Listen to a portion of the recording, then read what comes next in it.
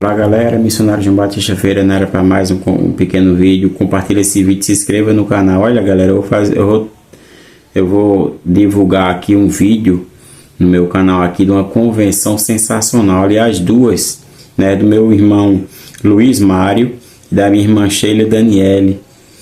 40 anos dentro da seita Testemunho de Jeová. Eu vou transmitir o testemunho dele e dela.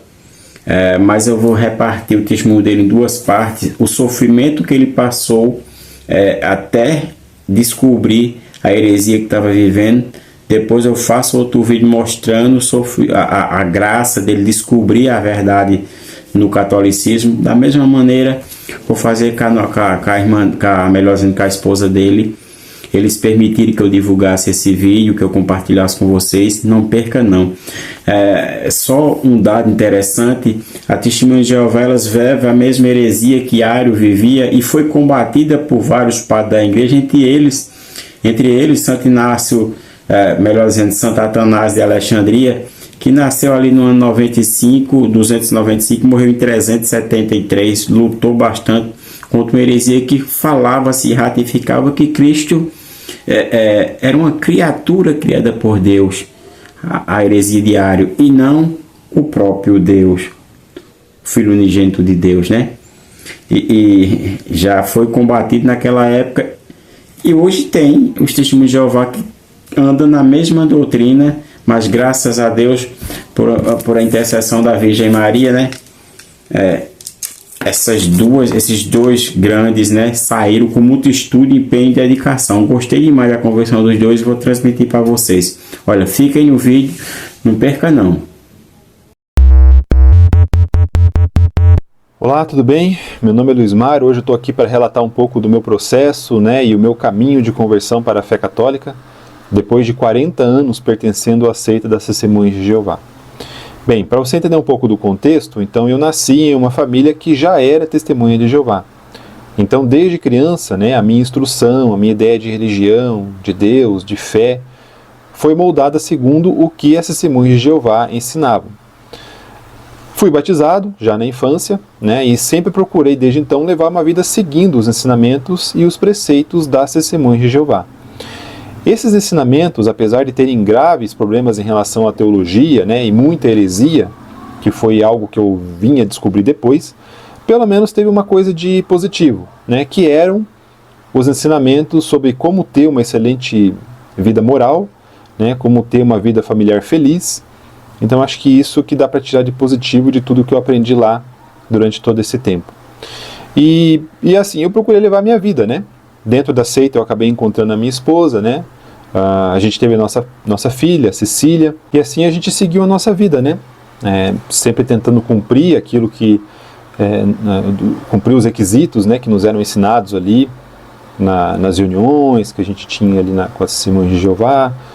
Procurávamos participar das atividades sempre que possível, né? Então a gente procurou, assim, digamos, levar uma vida de fé e dentro do que seria ali o ideal dentro das Testemunhas de Jeová. Agora, uma coisa que é típica de uma seita e que não é diferente dentro das Testemunhas de Jeová é que tem muito a questão do controle da informação. Ali dentro a gente era o tempo todo instruído a não ler, né, a não pesquisar, a não estudar, não ter nenhum contato com qualquer coisa que não fossem as publicações e os conteúdos que o chamado corpo governante produzia. Então, para você entender, o corpo governante é a liderança das Testemunhas de Jeová, né, que ficam sob o ar-condicionado lá nos Estados Unidos e que se intitulam como sendo os únicos representantes verdadeiros de Deus na Terra. Então, a gente praticamente não acessava nada que não viesse do corpo governante. A gente nem mesmo acessava outra tradução da Bíblia, para você ter uma ideia, né? Porque posteriormente, as Testemunhas de Jeová criaram a própria tradução, que depois a gente veio a descobrir também que foi adulterada. Então eles criaram a própria tradução da Bíblia para validar alguns de seus ensinamentos. E nós tínhamos que ler e estudar somente a tradução do Novo Mundo, que é a Bíblia das Testemunhas de Jeová. Parece inacreditável, mas foi isso mesmo que aconteceu. E aí a gente acaba entrando num comodismo, né? A gente acaba não questionando a nossa fé, né? E quando a gente menos se dá conta, a gente está lá, né, presos no que a gente pode chamar de uma prisão perfeita. Então a gente entra, né, num estilo de vida somente de obediência ao que o corpo governante diz. A gente não questiona nada, porque se a gente questiona alguma coisa, né, você tem uma punição e você pode até mesmo ter uma expulsão de dentro da seita. A gente era proibido de procurar informações fora, né, que não viessem das publicações do corpo governante. Então você se fecha ali num mundo paralelo de regras, né, de normas, digamos assim, estabelecidas pelo corpo governante. O nosso círculo de amizades, né, e a nossa vida social girava somente em ter associação com os outros membros da seita, né, e a gente também, como eu falei, a gente era bombardeado de atividades, né, que dentro ali da seita que te preenchem praticamente o tempo todo e acabam nos colocando numa inércia. Então você só vai indo, né, só vai obedecendo, só vai fazendo, só vai lendo aquilo que te mandam ler, né, e nessa brincadeira aí se foram 40 anos. A gente fala que é uma prisão perfeita porque, por exemplo, os ensinamentos das heresias são feitas por muita repetição, né? E utilizando muito de programação neurolinguística. Ou seja, toda semana é estudada ali a revista Sentinela, né? Que é o principal meio pelo qual o corpo governante transmite os seus ensinos. Então, toda semana, nos salões do reino, essa revista ela é estudada, né? Eles mandam você estudar a revista antes de ir para o salão do reino, né? Durante a reunião ali você dá os comentários e repete aquilo que você estudou, você repete aquilo que a revista diz, ou seja, só com a revista você passa por uma grande lavagem cerebral sobre qualquer tipo de tema ou de assunto que o corpo governante esteja abordando, né? Também outra coisa que prejudica e faz uma pressão psicológica muito grande ali é a questão das ameaças constantes do fim do mundo, né? Uma coisa que depois a gente veio descobrir que é muito particular, principalmente do adventismo, né? E do mundo protestante como um todo. Essa preocupação excessiva, né, com o que vai acontecer no futuro, com o fim do mundo, né, com a situação atual das coisas. Então, lá tinha muito disso, né? Tanto é que as Testemunhas de Jeová são, né, historicamente aí, já conhecidas por também marcarem datas de fim do mundo que não aconteceu. E aí, isso realmente fica na cabeça das pessoas, né? Aquele medo de você fazer alguma coisa errada que desagrade o corpo governante, você não sobreviva ao fim do mundo, né? Que lá é chamado de Armagedon. Então, tudo isso causa uma pressão psicológica muito grande, né, nas pessoas que estão lá dentro. Também é uma prisão perfeita porque toda dúvida que você tem em relação a qualquer coisa, né, que é ensinado sobre a Bíblia pelo corpo governante, você tem que pesquisar nas publicações do corpo governante. Então você acaba tendo mais um reforço ali, né, daquilo que eles querem te ensinar. E como você não consegue ou não é assim, digamos, não é sugestionado que você vá pesquisar uma outra fonte, então você acaba sendo bombardeado de novo só com os ensinamentos do corpo governante, né, e você acaba nem questionando isso mais, né. Outra coisa que eles fazem, eles colocam, né, o estudo das publicações deles como sendo uma forma de adoração, né. Então você não tem dentro das reuniões das Testemunhas de Jeová um momento de adoração como a gente tem, por exemplo, durante a adoração eucarística. E aí, a partir do momento que você considera, né, que estudar lá a Sentinela, estudar as publicações do corpo governante é um pré-requisito, né, para a sua salvação, então, mais uma vez, você tem um reforço, né, dos ensinamentos heréticos ali do corpo governante.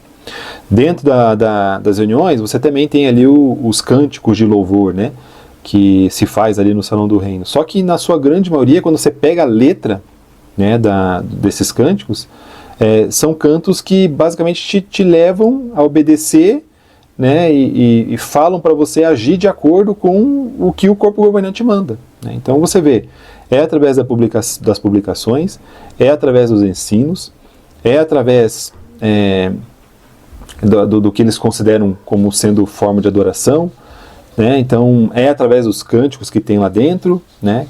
Então as Testemunhas de Jeová não são brincadeira, tá? Realmente hoje depois de tudo que a gente estudou, viveu, presenciou, né, e através da própria experiência, a gente pode realmente afirmar que é uma seita de autocontrole mental mesmo, tá? Então, resumidamente, lá eles te proíbem de estudar, né, te proíbem de consultar outras fontes que não sejam as publicações que eles produzem, te proíbem de ter muitas amizades, né, e associação com quem não é testemunho de Jeová, te proíbem de casar com quem não é testemunho de Jeová, usam uma Bíblia própria que é adulterada para validar suas crenças heréticas, né? E o pior, se você descobre, né, todas essas coisas e desperta e resolve sair, aí vem uma parte bem problemática, né?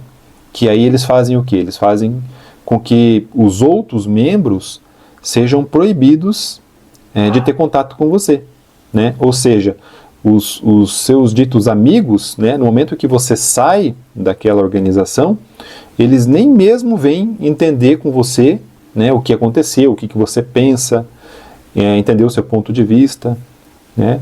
E assim também é proibido que os membros até mesmo parem de ter contato e de ter associação com quem sai.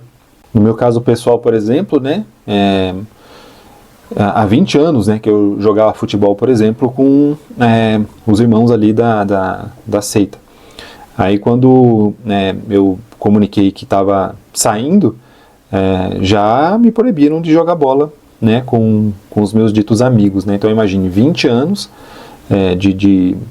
de companhia, né, de amizade ali, jogando futebol, né, um grupo já bem antigo, e simplesmente me proibiram de continuar jogando futebol com eles. E pior, né, os amigos ali que jogavam bola comigo todo esse tempo nem mesmo vieram para conversar comigo, para tentar entender, né, ou para desejar boa sorte. Não, né, simplesmente você é completamente ignorado, né, porque é isso que eles ensinam lá dentro, que você tem que parar de ter companhia e de ter contato com quem decide sair.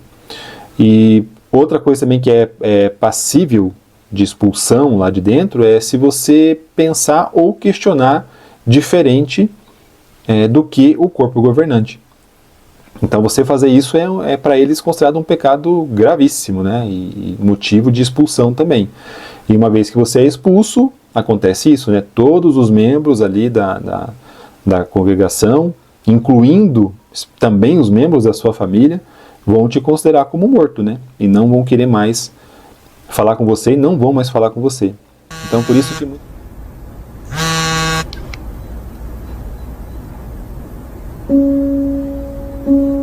Mom's disfellowshipping still feels so raw. Elsa, please speak up. I miss you so much. I just want to hear your voice. It's such a struggle. I miss her.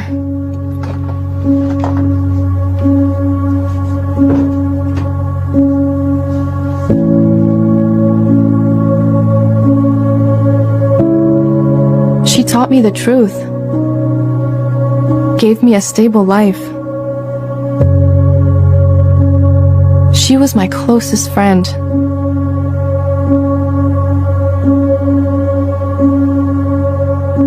What's the harm in just calling once in a while? To chat. Maybe I can even help her to come back to Jehovah.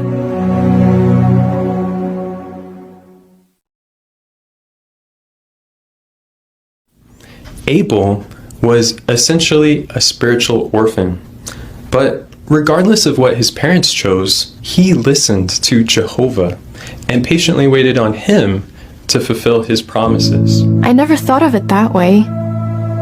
What has Jehovah promised me if I patiently wait?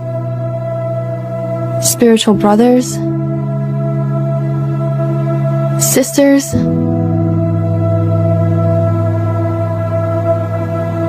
And mothers.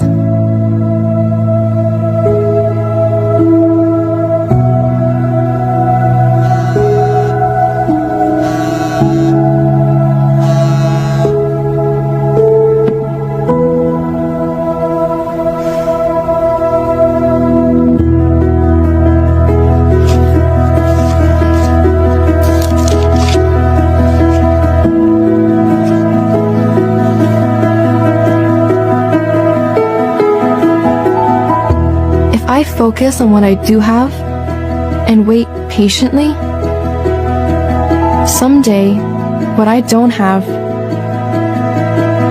may even come back to Jehovah. Falar com você.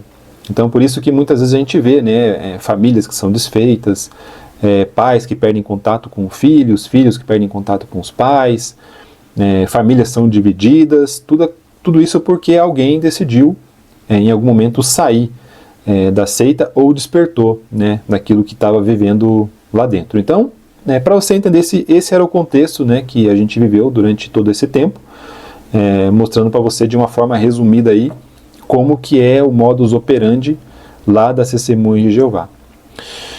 Pois bem, chegou o ano de 2020 ali com a pandemia, então eu e a minha esposa, já indo, né, um pouco contra os aconselhamentos ali do corpo governante, a gente se permitiu estudar o que as outras crenças, né, estavam falando sobre o final dos tempos, né? O que as outras crenças, as outras religiões estavam entendendo, né, sobre o que estava acontecendo na questão da pandemia, né, a questão do final dos tempos e tudo mais. E aí, nesse momento, a gente começou a orar realmente ao Espírito Santo que nos guiasse, né, e que nos mostrasse a verdade. E aí, vou te contar, foi basicamente a partir desse momento que a gente, né, digamos assim, tomou a pílula vermelha. Por quê? Porque a gente não só começou a estudar o que as outras crenças cristãs falavam a respeito do final dos tempos, como a gente também passou a investigar a origem delas. Né, incluindo também um estudo minucioso, né, das origens das Testemunhas de Jeová e a origem das suas crenças. Então parece inacreditável, né, mas foi isso que aconteceu. Em 40 anos a gente nunca tinha feito esse tipo de estudo sincero e profundo, sabe? Consultando, né, o que outras fontes, ou consultando a história, a origem verdadeira das Testemunhas de Jeová. Então a gente acabou por fazer isso.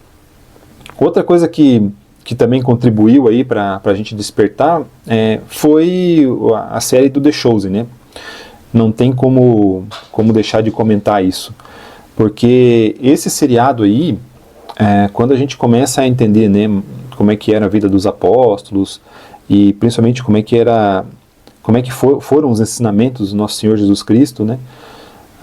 Ali quando a gente começou a ver a figura verdadeira do nosso Senhor, a gente começou a ter uma certa dúvida, né? Porque ali no seriado, Jesus criticava muito, né, os fariseus, os saduceus, e quando a gente olhava o seriado, a gente começava a ver que tinha alguma coisa errada, né? Aquele Cristo que estava ali, que era o Cristo verdadeiro, nosso Senhor, era um pouco diferente daquilo que a gente tinha aprendido durante todo esse tempo lá nas Testemunhas de Jeová. E basicamente a gente ficou com aquela dúvida, né? Puxa, tá parecendo aqui que as próprias Testemunhas de Jeová se assemelham mais aos fariseus e saduceus do que propriamente incorporar os ensinos de Jesus Cristo. Então isso também colocou uma pulga atrás da nossa orelha, sabe? A gente começou a pelo menos ver ali o que seria, né, o verdadeiro cristianismo, e a gente já ficou meio chocado que não era bem isso que a gente estava vivendo. Bem, e a gente continuou então com os nossos estudos, né, e aí a gente caiu numa situação em que outras denominações acabavam acusando a Testemunhas de Jeová como seita. E aquilo nos chamou a atenção, né? Falei, puxa, por que será que eles estão falando que as Testemunhas de Jeová são seita, né? Então a gente, na nossa inocência, né, e na nossa ignorância, a gente foi pesquisar o porquê. Né? E aí você já deve imaginar o que aconteceu, né? O primeiro baque veio quando a gente viu que as crenças das Testemunhas de Jeová, na verdade, elas tinham muita influência de um monte de heresias do passado, né? Com uma forte influência também do adventismo, né? Da maçonaria. A gente estudou então as origens, né, das crenças, e basicamente assim o que doeu muito pra gente foi quando a gente descobriu que, diferente daquilo que nos tinha sido ensinado, né, há 40 anos, e diferente daquilo que a gente acreditava, a gente realmente descobriu que o nosso Senhor Jesus Cristo é Deus. Porque até então, para as Testemunhas de Jeová, Jesus é apenas uma outra criatura criada por Deus, né? É um arcanjo Miguel, é apenas um filho criado, uma outra criatura especial de Deus, mas não que ele fosse propriamente Deus. E quando a gente descobriu essa mentira, né, que é uma heresia baseada no arianismo, né, então foi algumas semanas aí que a gente ficou em choque, né, de muito choro, né, foi algo que foi marcante assim pra gente, né, o quanto a gente estava desrespeitando o Nosso Senhor e o quanto a gente estava com uma ideia equivocada, né, e puxa, e aquilo ali foi uma coisa foi puxando a outra, né, e aí a gente foi estudando outras fontes, a gente se permitiu, né, junto com o Espírito Santo, com base na Bíblia, identificar a verdade, né? E a gente foi, a partir de então, desconstruindo crença a crença das Testemunhas de Jeová. E aí foi um momento de muito choque mesmo, né? Porque, puxa, foram 40 anos, né, de coisas ensinadas. Só que a gente se permitiu, né? A gente abriu o coração, a gente se permitiu ter a humildade de pensar, puxa, realmente, né, parece que tudo que a gente está sendo ensinado aqui está errado. E fomos atrás da verdade, né? E as coisas foram acontecendo. Também a gente acabou descobrindo, né, outro choque, a verdadeira história e a vida do Charles Taze Russell, né, que foi o fundador das Testemunhas de Jeová, que era um cara aí fascinado por pirâmides, né? Um cara que foi um apóstata do presbiterianismo, na vida dele também toda torta, né, marcando datas de fim do mundo, né, cheio de ocultismo. Então foi bem complicado, né, a gente vê que a Testemunhas de Jeová tinham vindo, né, com essa origem, né. Depois a gente descobriu também a vida do segundo presidente, né, que é o cara que assumiu depois do Russell, que foi Rutherford. A gente viu também as falsas profecias de fim de mundo que ele colocou, algumas coisas polêmicas, os casos de adultério. Então, assim, era gritante, né, que o início dessa organização não tinha nada a ver com Deus, não tinha nada a ver com o Espírito Santo, né, não tinha nada a ver com nada. Era simplesmente uma seita com muita influência da maçonaria, né, com influência de uma outra seita, que é uma seita adventista, né, influência inclusive do espiritismo, né, o próprio utilizou até uma própria tradução da Bíblia que foi que teve como tradutor aí um cara que era espírita. Então foi terrível, né? Foi realmente um baque, um choque, né? A gente pensava assim, poxa, não é possível, né? Não é possível que isso está acontecendo. A gente queria muito que não fosse verdade, porque a gente estava muito mais cômodo, né? 40 anos no mesmo lugar, com círculo familiar, círculo social, né? Já estabelecido. Mas a gente não queria agradar nada disso, né? A gente queria agradar a Deus e a gente começou a descobrir a verdade. E aí foi uma coisa atrás da outra, sabe, pessoal? Foi aí...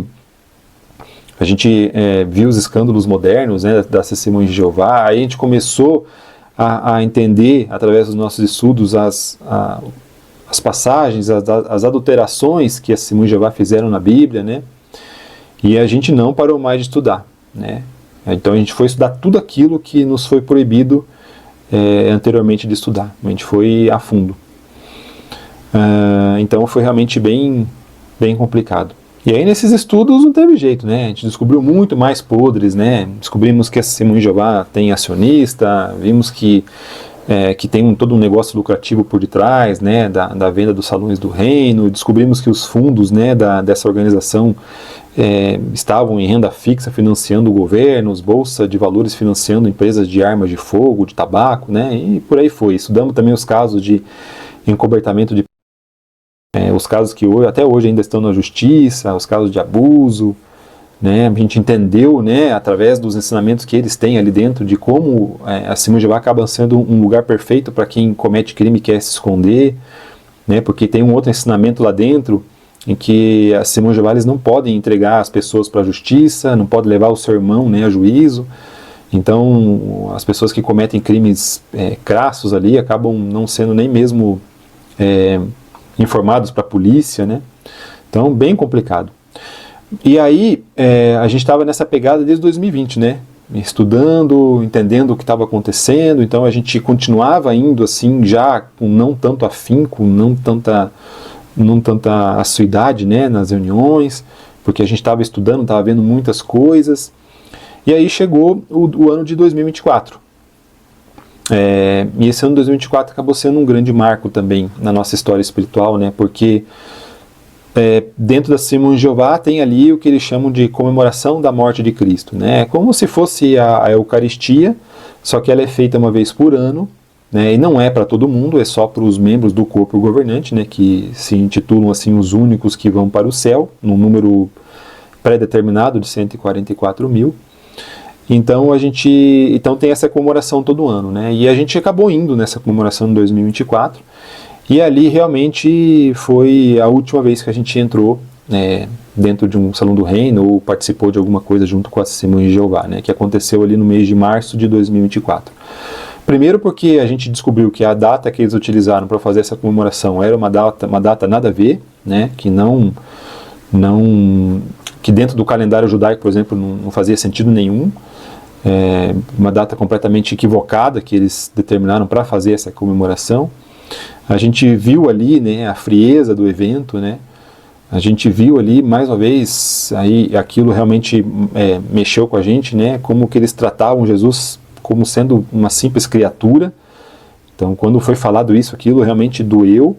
Então, acabou sendo a gota d'água, né? A gente viu que realmente ali uma falsidade, ensino falso, pessoas falsas, né? Então, e aí, somando, né, a todas as coisas que a gente já estava estudando, a gente decidiu então, não, vamos realmente fazer a nossa carta de dissociação e vamos sair dessa seita aí, porque realmente não dá mais. Aqui a gente realmente está longe do que é o cristianismo verdadeiro.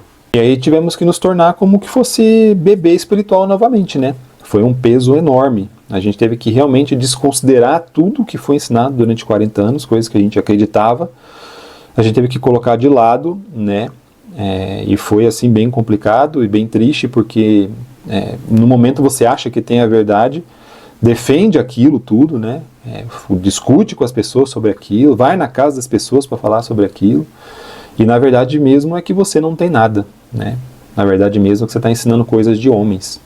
Você foi manipulado a vida toda, né? Ensinado a acreditar em heresias, né? Que te deixavam totalmente apartado da adoração e principalmente do Deus verdadeiro, que é o pior, né? Então, até para vocês terem uma ideia, a gente não chegou nem a ser batizado, né? Em nome do Pai, do Filho e do Espírito Santo. Então, o nosso casamento, o nosso batismo, né? Tudo praticamente inválido, né? Então a gente tem que começar tudo do zero, começar tudo de novo, e da forma certa, né? Mas como eu falei, né? A gente já estava bem forte na convicção de que nós tínhamos que agradar a Deus e que nós tínhamos que recomeçar. E quando você tem essa determinação, recomeçar não vai ser um problema, né? O que é uma pena, porque a gente vê que muitas vezes a pessoa que acaba despertando ali na Testemunha de Jeová, ela acaba ficando desigrejada, né? Ou então ela cria a própria religião pessoal dela, né? Ela acha que nenhuma outra religião serve, que não existe nenhuma outra verdade, até porque lá eles se auto-intitulam como sendo a grande verdade, a única verdade, né? Lá eles colocam todas as outras crenças, todas as outras religiões como sendo uma coisa do mal, uma coisa do iníquo, né? E aí a pessoa quando sai, se a pessoa não tem essa mentalidade, não, vou estudar e vou encontrar a verdade, deve existir uma verdade, ela acaba deixando de lado, né? Fica desigrejada, ela acha que não precisa de uma religião mais para chegar a Deus, ela acha que todas as outras não prestam, né? Então é bem preocupante, né? Porque as Testemunhas de Jeová, elas não só ferram a tua vida espiritual quando você está lá, como também acaba prejudicando quando você sai, né? Pelas pessoas acabam tendo esse tipo de comportamento. Então aí a pessoa acaba criando a própria religião dela, né? Ela acha que só ela e Deus já basta, cria um conceito de normas próprias do que deve ou que não deve fazer, que não deve satisfação para mais ninguém. Então é bem complicado, né? Mas no momento em que a gente descobriu a mentira, então,